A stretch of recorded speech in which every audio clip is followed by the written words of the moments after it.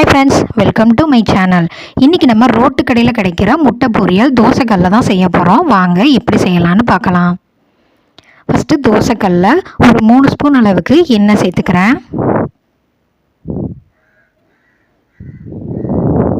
எண்ணெய் நல்லா தாராளமாகவே சேர்த்துக்கோங்க, அப்போ தான் நல்லாயிருக்கும்.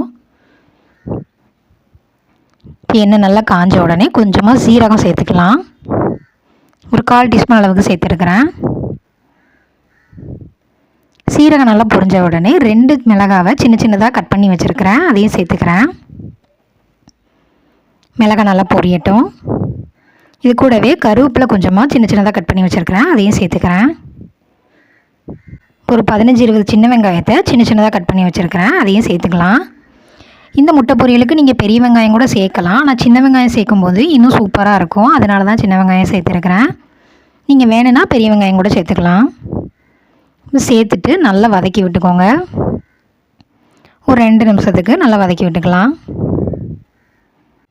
அடுப்பை மீடியம் ஃப்ளேம்லேயே வச்சுக்கோங்க. ரொம்ப ஹையாக வச்சிங்கன்னா உங்களுக்கு வெங்காயம் கருகி போயிடும், நல்லா இருக்காது. இப்போ பாருங்கள், வெங்காயம் ஓரளவுக்கு நல்லா வதங்கியிருக்கு. இந்த டைமில் இந்த வெங்காயத்துக்கு தேவையான அளவு உப்பு சேர்த்துக்கலாம்.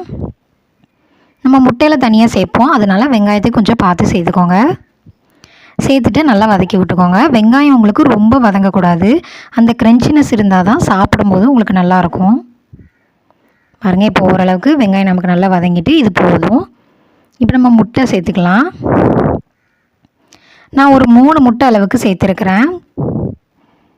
நம்ம சேர்த்த வெங்காயத்துக்கு 3 முட்டை கரெக்டாக இருக்கும். உங்களுக்கு எக்ஸ்ட்ரா வேணும்னா நீங்கள் இன்னும் கொஞ்சம் கூட சேர்த்துக்கலாம். முட்டை சேர்த்துட்டு உடனே மிக்ஸ் பண்ணி விட்டுருங்க. பாருங்கள், ஒரு 1/4 அளவுக்கு நமக்கு முட்டை நல்லா வெந்து வந்திருக்கு.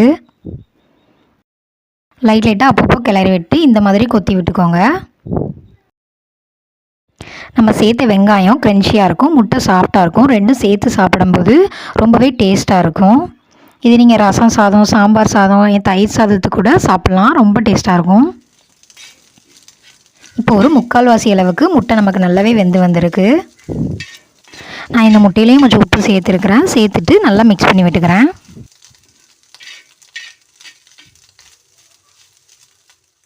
இந்த டைமில் ஒரு 1/2 ஸ்பூன் அளவுக்கு மிளகுத்தூள் சேர்த்துக்கிறேன். இது வேணான்னா நீங்கள் ஸ்கிப் பண்ணிக்கலாம், ஆனால் மிளகுத்தூள் சேர்த்து செய்யும்போது உங்களுக்கு இன்னுமே டேஸ்ட்டாக இருக்கும், ரோட் சைடில் கிடைக்கிற மாதிரியே இருக்கும். நீங்கள் எப்போதுமே கடாயில் செய்யாமல் இந்த மாதிரி தோசைக்கல்லையும் ஒரு டைம் ட்ரை பண்ணி பாருங்கள், ரொம்பவே டேஸ்ட்டாக இருக்கும். பாருங்கள், சூப்பரான ரோட்டு கடை ஸ்டைலில் நமக்கு முட்டை பொரியல் ரெடி ஆகிட்டு. இது நீங்கள் எடுத்து அப்படியே சர்வ் பண்ண ஆரம்பிச்சிடலாம். இந்த ரெசிபியை நீங்களும் ட்ரை பண்ணி பார்த்துட்டு எப்படி இருந்துச்சுன்னு கமெண்ட்டில் சொல்லுங்கள். தேங்க்யூ.